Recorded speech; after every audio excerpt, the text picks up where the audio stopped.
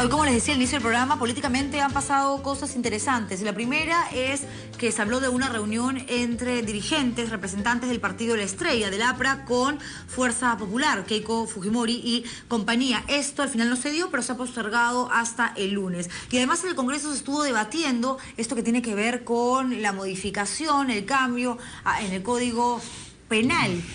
Es un proyecto que se ha presentado, que ha sido esta misma mañana también criticado por representantes del Ejecutivo, varios ministros, entre ellos el del Interior, el de Justicia, la ministra de la Mujer, porque de verdad hay un tema de condenas que no tienen ningún tipo de lógica, una desproporcionalidad increíble, realmente lamentable. Todavía no se ha aprobado y yo creo que todavía hay tiempo para que algunos parlamentarios reflexionen un poco y se den cuenta, entren en razón y puedan comprender, por favor, que no tiene ningún tipo de lógica que una persona que comete un delito, como es el sicariato, tenga una pena mayor que un genocida. Es ridículo. En fin, de todo eso vamos a hablar con Javier Velázquez Quesquén, quien ya llegó con nosotros. Aquí el programa está con nosotros en el estilo Juliana. Gracias. Hola, buenas noches, ¿cómo estás? ¿Qué pasó con la reunión? No, el día está programada. Primero quiero decir lo siguiente, el viernes pasado nosotros, la Dirección Nacional, decidimos pedir audiencias tanto a la señora Keiko Fujimori como a Pedro Pablo Kuczynski. Y Fuerza Popular respondió primero, ¿no? Respondió para el día de miércoles, su cruce ahí de horarios y se ha pasado para la próxima semana, que será entre el lunes y el martes, ¿no? Aquí, en realidad, es presentar lo que ustedes ya tenían desarrollado cuando el candidato era Alan García para un eventual gobierno que no se dio ni se va a dar. Pero, sin embargo, son ideas que me imagino consideran que podrían venirle bien a cualquiera de las dos gestiones. No es todo el plan de trabajo, porque el plan de gobierno que no hemos ganado la elección. La señora Keiko Fujimori, por ejemplo, ha tomado el tema de la renegociación del contrato de gas de Alfredo Barrenechea de Acción Popular. Nosotros lo que hemos hecho es condensar las más importantes propuestas que desarrolló el expresidente García y alcanzársela a los dos candidatos.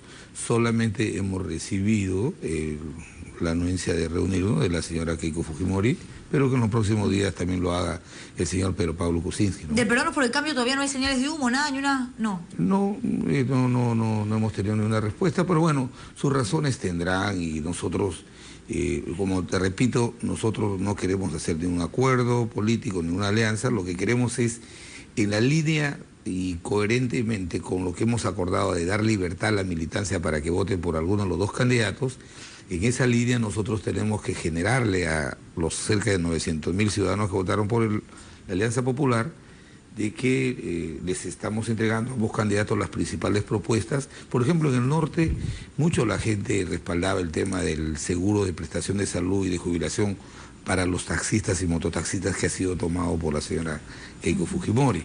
De tal manera que la idea era, en este debate de que lo que dijo el pastor, que han hecho alianza con un señor que ya nadie habla de los plagios, poner en el centro del debate temas centrales que le interesan al país. O sea, hemos pasado en una primera etapa todo el proceso electoral con tachas, sacan candidatos y los ciudadanos, muchos han tomado su decisión a última hora. Yo creo que a 4 semanas el país tiene que estar muy claro qué propone la señora Fujimori, qué propone. Bueno, ya se viene en 9 días un debate técnico importante que se va a llevar a cabo en Cusco, donde creo que el elector en general va a poder, digamos, entrar o escuchar al detalle lo que tiene que ver con las propuestas una vez que estas se desmenuzan y se discuten. Pero me llama la atención que no hayan tenido una respuesta de Peruanos por el Cambio. ¿Cree usted, le pregunto, que esto tenga que ver con la actitud que han mantenido o han manifestado, entre líneas quizás, pero allí está Mauricio Mulder, Jorge del Castillo, usted, de que su corazoncito estaría siendo más naranja que de otro color? Mauricio ha opinado diferente, Javier Barrea de la Dirección Nacional diferente. Si tenemos libertad de... Lo que yo sí creo, primero es que hay que ser coherente cuando uno es demócrata, ¿no? Entonces, a nosotros el país nos dio una segunda oportunidad.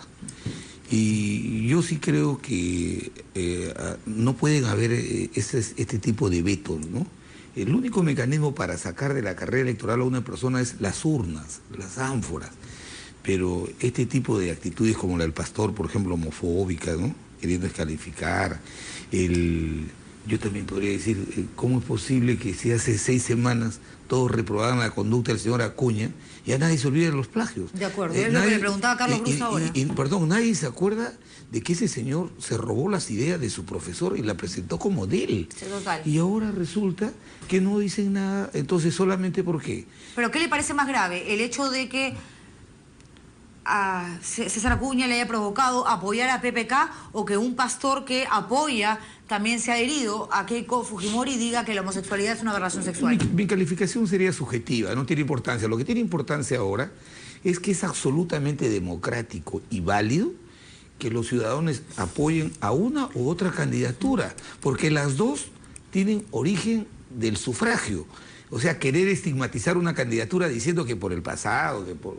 Entonces, a mí me parece absolutamente antidemocrático. Yo creo que lo que nosotros necesitamos es darle, por lo menos el APRA, a sus militantes una línea de orientación. Oye, este candidato o esta candidata está recogiendo parte de las propuestas que hicimos nuestras. Es que ahí regreso a lo que le manifestaba hace un rato. Si bien el APRA como partido político ya ha tomado una decisión y ha dicho, señores militantes del partido, voten usted por cualquiera de las opciones, si quieren vice en su voto, si quieren en blanco, libertad total, libre albedrío. Igual todo parece indicar que al menos de su parte, sí, pues, o sea, si por usted pasara la cosa única y exclusivamente, llevaría a los militantes a votar más por Keiko Fujimori. No, mire, nadie en el APRA, ni en ningún partido alguno, tiene la capacidad de direccionar el sentido de la voluntad de sus militantes. Pero no me está diciendo que sí sería bueno recomendar. No. Una cosa, oye, los líderes y los dirigentes de los partidos políticos tenemos que cumplir una función pedagógica. O sea, no hacer que nuestros militantes voten reactivamente, sino que voten en función de propuestas. Ese ha sido el gran esfuerzo que Alan García ha hecho durante los 6 meses de la campaña, de poner en el centro del debate temas como el de la AFP, que ya dio resultados, temas como el del seguro de los mototaxistas y taxistas y transportistas de servicio público. Entonces, algo recogerán. Y también respeto, si don Pedro Pablo Kuczynski no nos quiere recibir, él ha ido a su casa del señor Acuña, tiene su estilo. Si no nos quieren recibir, respetaremos, porque al final de cuentas, lo que sí tienen los dos es la legitimidad de que el pueblo ha votado por ellos para que hagan la segunda vuelta. Y que estamos en un Estado democrático y que la gente decide quién o quiénes nos gobiernan y quién o quiénes nos representan en el Parlamento. Es más, cuando muchos dicen, ¿cómo es posible? 73 congresistas fujimoristas. La gente lo quiso así. Por más de que nos guste o no nos guste, ahí está. Pero es la voluntad del país. Totalmente, y eso se tiene que respetar. Y qué bueno que se respete, sí, más allá de las posiciones. Me parece un veto cuando se dice, este es un candidato democrático que es una alternativa a la autocracia. No me parece. Yo creo que vivimos una sociedad democrática y esos parlamentarios que han sido elegidos por el voto popular. Pero usted habla de la importancia, evidentemente, de analizar los planes, las propuestas, sobre todo cuando estamos a 4 semanas de la segunda vuelta. Si usted tiene aquí el plan de gobierno de Pedro Pablo Kuczynski y en la otra mano el de Fuerza Popular, ¿con cuál se queda? No, los dos tienen propuestas importantes y valiosas. Por ejemplo, en el caso de la señora Fujimori plantea que en el caso de las microempresas ellos van a liberar de impuestos a la renta básicamente para permitir la formalización de casi las 2/3 partes de la actividad económica en el país. En el caso de Pedro Pablo Kuczynski están planteando en el tema laboral los seguros de desempleo. Todos esos temas son debatibles y discutibles. Lo fundamental porque hay gente que se cree ahora ganadora, por ejemplo, la gente de izquierda creen que le pueden señalar la línea política a los peruanos. Ellos no han pasado a la segunda vuelta. Lo bueno y que debe celebrar el país es que el 70% de los peruanos está de acuerdo por el camino por el que igual se está llevando económicamente al país. Lo que están cuestionando es que hay que corregir y que hay que ir puliendo estas distorsiones que hay, como por ejemplo en el tema de las AFP. El Estado no puede voltear la espalda y ver la forma como abusivamente las empresas de las AFP depredan y cobran costos de administración de los ahorros de los pensionistas. Hoy día acabamos de dar una norma tratando de generar una reforma sin echarnos abajo el sistema, pero generando que el nuevo rostro de la pobreza es la desigualdad y tenemos que acortarla. Y otra cosa que ha pasado en el Congreso, hablando de discusiones y de normas que se aprueban por mayoría en el Legislativo, se está debatiendo, discutiendo ese tema que tiene que ver con el Código Penal. Y yo, por lo poco que entiendo de temas, asuntos legales, Sí, pues me queda claro que vas a tener 2 dedos de frente para entender que un sicario no puede tener una condena menor que la de un genocida. Marcela Guaita ha dicho que si esto se aprueba tal y cual está allí, los niños, porque son niños finalmente, entre 14 y 18 años, quedarían absolutamente desprotegidos, por ejemplo, ante un caso de violación sexual. Y más aún cuando el agresor está dentro de su entorno cercano, padrastro, hermanastro, solamente es papá, mamá y hermanos. ¿Y qué pasa con los hermanastros? Esos tampoco entran en la ley. ¿Qué pasa? Yo comparto tu preocupación, la hemos expresado en el Pleno, pero lo que sí me parece muy irresponsable es la actitud del gobierno. Juliana, el Código Penal tiene una vigencia desde 1991. Ha sido perforado con más de 200 normas. El Código Penal, que es una norma sustantiva que tiene que ver con la responsabilidad de los ciudadanos, no solamente deben conocerla los jueces y los abogados, sino los ciudadanos. Y cuando tú tienes un Código Penal que para interpretarlo tienes 200 leyes que han perforado, entonces lo que estás haciendo es estás condenando a la indefensión a los ciudadanos. Y además, entonces, permíteme decirte, en estos 5 años, este código ha sido discutido por los más importantes juristas del país. Lo que ha debido hacer el gobierno, yo comparto esas preocupaciones. ¿Cómo a un sicario le vas a poner una pena mayor que un genocida? Robo agravado, por ejemplo, tiene una pena mayor, robo agravado tiene más pena. Así es. Es peor delito, según lo que están presentando, que una violación sexual. Así es, pero te digo una cosa, Juliana, todo eso se va a corregir. Inclusive hoy día, Juan Carlos Seguro, como presidente de la comisión, ha presentado un texto sustitutorio. Estamos dispuestos a recoger las preocupaciones del gobierno, que tiene una visión que cree que aumentando las penas se va a disminuir el delito. En las sociedades democráticas, el delito se ha erradicado con actividades preventivas, haciendo de los centros penitenciarios verdaderos centros de resocialización de los delincuentes, no como ahora que son centros de perfeccionamiento de los delincuentes. ¿Cuándo ha sido diferente, señor Velázquez Esquén? La diferencia es esto: este código necesita ser reemplazado por uno que tenga unidad y que sea sistemático para que los ciudadanos lo puedan utilizar. 5 años de trabajo que se tiren al tacho de la basura, eso es un costo al Estado. Entonces, 5 años que se ha discutido. Y lo que hemos acordado es suspender el debate, vamos a continuarlo, esperamos las propuestas del gobierno, de la sociedad civil, hay que aprobarlo. Lo contrario sería lo siguiente: 5 años de trabajo en el Congreso de la República, si no se aprueba ese sí, pero ya queda poco tiempo para que ustedes se vayan. Bueno, no es que queda poco tiempo, todavía tenemos 1 mes y medio. Y el gobierno, que hoy día ha querido, para lavarse la cara, salió el ministro del Interior a decir que me preocupa, ¿por qué no alcanzan sus sugerencias? Las vamos a recoger. Lo que sí es fundamental y contundente para proteger a los ciudadanos es que tengan un nuevo Código Civil. Este ya tiene 25 años, está desfasado. Repito, un ciudadano que quiere hacer valer sus derechos va al Código del año 91 y encuentra que hay 200 normas que lo modifican. Hay que eso tenemos, con ese monstruito hay que terminar. Lo que se necesita también para que luego los representantes del Poder Judicial, llámense jueces, juezas, pues no terminen haciendo una interpretación antojadiza a la norma porque no es lo suficientemente clara. Ya ve usted lo que le pasó a Rafa León, que la percepción que tuvo, el análisis, la lectura de la jueza, la llevó a determinar que era difamación, que eso es un delito, cuando todos los demás especialistas, no periodistas, que podemos hacer o no espíritu de cuerpo, han dicho, esto es una opinión. Lo que yo sí creo es lo siguiente: yo respeto tu opinión, no la comparto. ¿Sabes por qué? Porque vivimos en un Estado de Derecho y por encima de todos está la ley. Y la ley se tiene que aplicar a todos. No puede haber excepciones de congresistas, de periodistas. Pero la ley tiene que ser suficientemente clara, señor Velázquez Esquén, para que no se preste a interpretaciones. Pero tú lo interpretas como periodista, yo lo puedo interpretar como político, pero el juez lo interpreta como juez porque él es el llamado por la Constitución a interpretar la ley.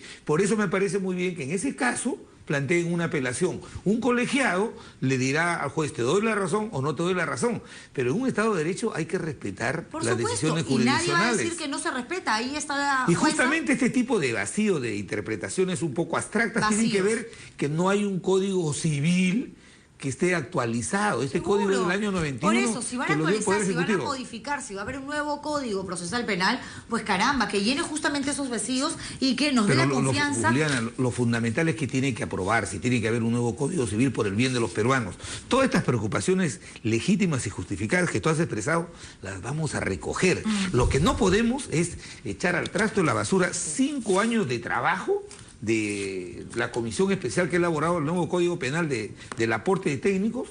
Esto va al archivo y ya en el nuevo gobierno tendremos que reabrir un nuevo estudio. No me parece. Lo que sí hay que hacer, estas correcciones, me parece absolutamente desproporcionado la visión que quieren darle al Código Penal, que sea solamente eminentemente represivo y sancionador. Los que algo hemos estudiado de derecho entendemos que la disminución del delito y del crimen en la sociedad pasa también porque el Estado tenga una función de prevención y que también los centros penitenciarios sean centros de resocialización de los ciudadanos que entran ahí, ¿no? Que se debata todo lo que se tenga que debatir y que se escuchen todas las opiniones y voces que puedan aparecer o llegar a través de recomendaciones al Congreso, porque estamos hablando finalmente de la libertad de las personas, ¿no? Así es, exactamente. Y yo creo que está bien lo que está haciendo la comisión, un buen trabajo de Juan Carlos Seguri.